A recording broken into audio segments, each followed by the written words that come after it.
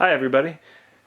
Just wanted to show you a problem that I've come across with a new heater I got for the garage. As you can see right here, this is a ProTemp 70,000 BTU. Model number is PT70T-KFA.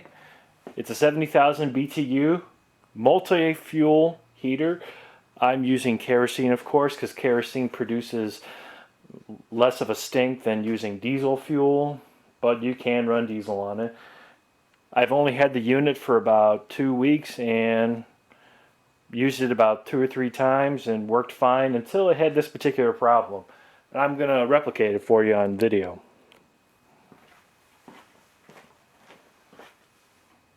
It's all plugged in. All I got to do is just turn the on switch and this thing should kick on.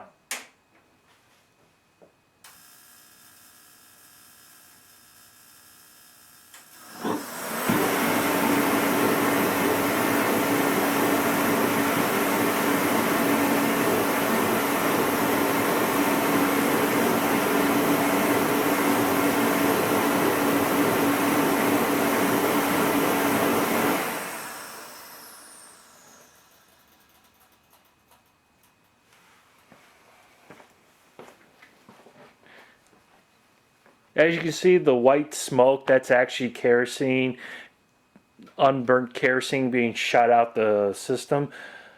But as you can see, what the problem I'm having is, it will connect, it will light, it will run for a few seconds, and it will quit. Something like this shouldn't be happening with a new unit like this. So I actually contacted ProTemp, and we went through some troubleshooting, and we found out that there's possibility that the photocell is damaged, and the photocell is what actually ignites the gas, or the liquid actually. And this is a, let's see if we can get this in better focus. This is the actual photocell here. This is the new one that ProTemp sent me. Since it's only 2 weeks old, it's still under warranty, and the customer service people at ProTemp were very, very nice. And this is the actual photocell. This is what actually does all the igniting. When you look down this, I mean, I wish I had better light. I will hopefully have some better light once I get this shop fixed up. All it is a little, almost like solar panel down inside this little tube, and this actually flashes light, which actually ignites the kerosene, which then creates the flame, and then you have the blower, which then helps disperse the heat throughout the area that you're actually lighting. I mean, you're trying to heat. So this is what we're going to be replacing today. So let me get this camera up here a little bit closer. All right. As you can see, we're in a little bit brighter areas now. Now, first thing we need to do is I'm shutting off the unit and unplugging the unit from the fan. So now we're perfectly safe to work on this machine. Now there are a few tools we are going to need.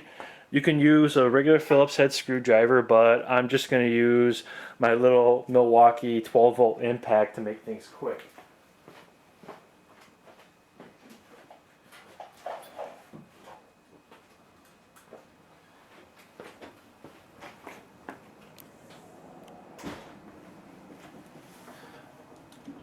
Now, as you can see right here, there are 6 screws that actually hold this top cover, so we can actually get access to the combustion chamber, the wiring, as well as the actual photocell itself. So, like I said, to speed things up, I'm just using my impact driver.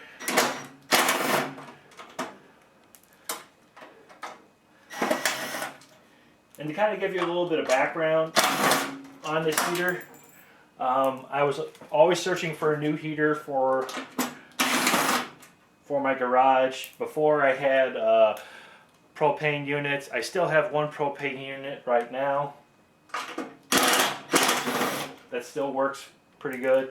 but I wanted something that I can actually heat my garage up without having to, I mean, something that will heat my garage up, will heat it up quickly, and then I can use a propane unit to sort of help maintain the area that I'm working at, so that I can be kind of comfortable, so I can wear still wear a t-shirt or even like a light sweater, so I don't have to be wearing jackets when I'm working here in the winter. Because if you got to work on a snow blower or something like that, you know, you want to be able to kind of be comfortable. And of course with this, I found this unit at Menards. It was about $198, which 70,000 BTUs will heat up, I believe it was like either 13 or 1400 square feet. And if you're looking for something as far as ventilation is concerned, I got my garage door kicked open I'd say about a foot off the ground. And with the amount of square footage I have in this garage, that's plenty enough ventilation so that I can be able to work safe. Plus, if you really are overly concerned, you can also buy a carbon monoxide detector, which I will be purchasing, so that you can actually monitor the carbon monoxide levels. So, as you can see, we have the cover exposed. Here, let me just turn this unit around. Right here is the combustion chamber, and this is kind of like the business end. Well, here, let me just move the camera over so I can show you a little bit more. As you can see right here, this is the blower motor, which helps actually disperse the heat. That's one thing nice about these Torpedo heaters. They can heat up a particular room where you're working at very, very quickly, so that you don't have to use like radiant style heaters. And okay, let me get this in focus here.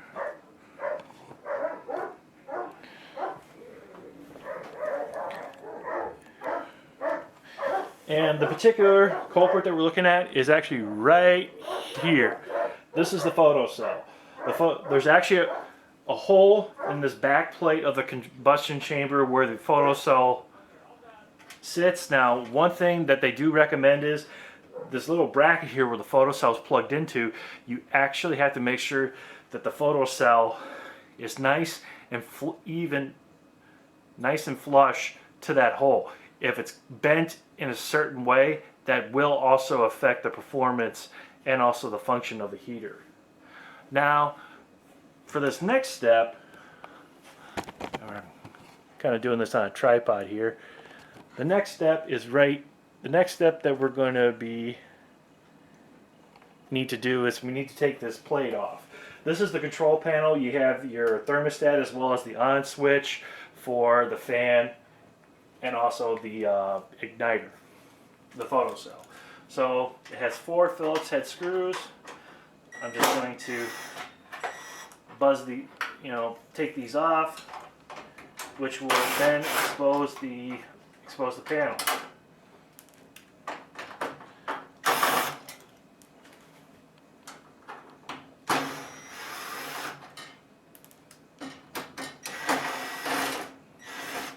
Like I said, if you don't have a screw gun, you can always use a hand screwdriver. I just do it because it's heck of a lot quicker. Now, one thing you want to do is let me go get that photocell.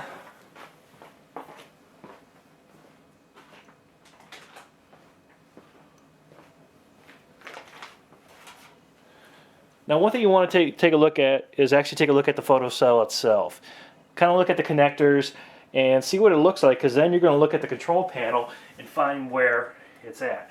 So here, let me get the camera off the tripod and I'll show you where it's connected on this circuit board. Now, let me get this in, see if I can get this in focus. Right here is where the photocell actually plugs into the circuit board itself.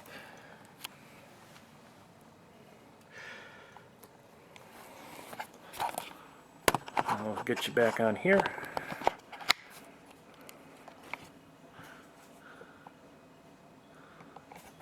So all we're going to do now is we're going to unplug it. I'm going to be very careful to unplug it from the circuit board. That's why I have my finger on the board itself, so that, ow.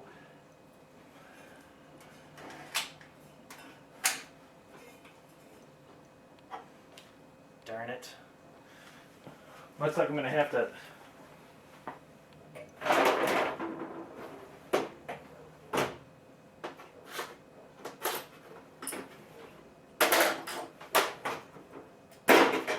looks like I'm going to have to kind of take this take the fuel hose off.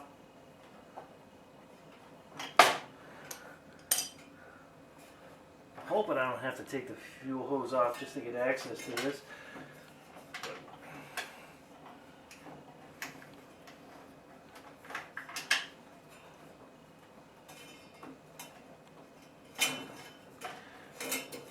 So we got the fuel cell, the actual photo cell, off the actual bracket itself, but from the looks of it, I'm going to have to take off one of these fuel lines to the actual unit, this fuel line right here, so I can actually get access to actually move, to get the wiring out of the fuel cell itself, because there's not a whole lot of room. I'm kind of surprised that they did it like this. Because it doesn't, you don't have a whole lot of room to be able to.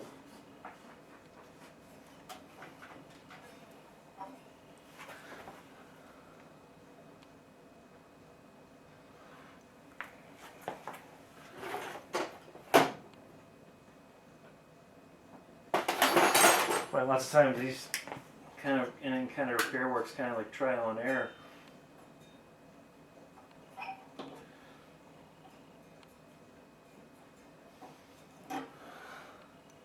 Okay, that's going to be a little difficult. I'm trying to get that off.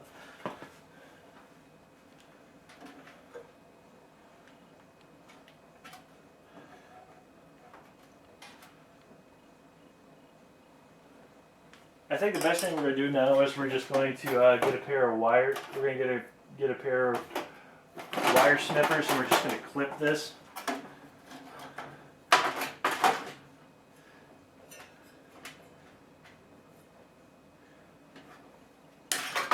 Making sure that we're not clipping the actual hose line itself. I'm actually going to reroute the new photo cell to a different hole.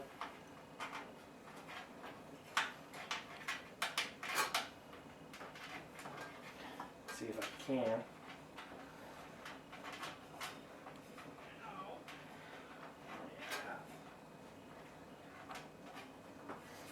All right. Yeah, that's what we did. I decided instead of where it's originally set up, where it went through the smaller hole, there's a larger size hole right here that I actually rerouted the wires to the photo cell. And we just press firmly to make sure that the photo cell is nice and straight and nice and flush in there.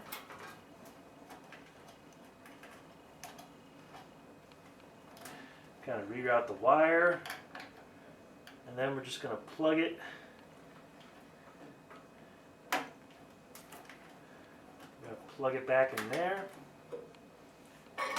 Plug it back into the control panel itself, and we're going to resecure the screws on the control panel. Now, one thing we're going to do before I actually button all this thing back up is we're going to run and test this and see if that's actually the problem. And also talking with technical support with Procom, they said yes, you can leave this top cover off to test to see if it will go back to see if everything works.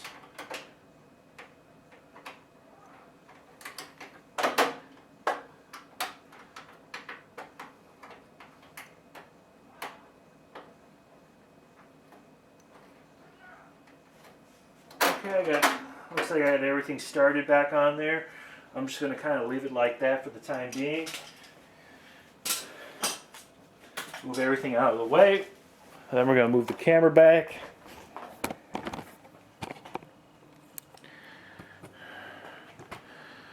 And then we're going to reposition the unit. Find my electrical cord. We're going to plug it back in. We're going to turn this thing on and see if this actually solves the problem.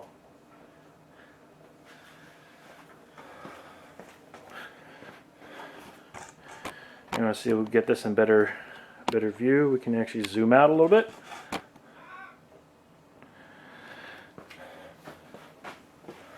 Now I'm going to turn this thing on, and we're going to see if this actually fixes the problem. Oh, I forgot one thing.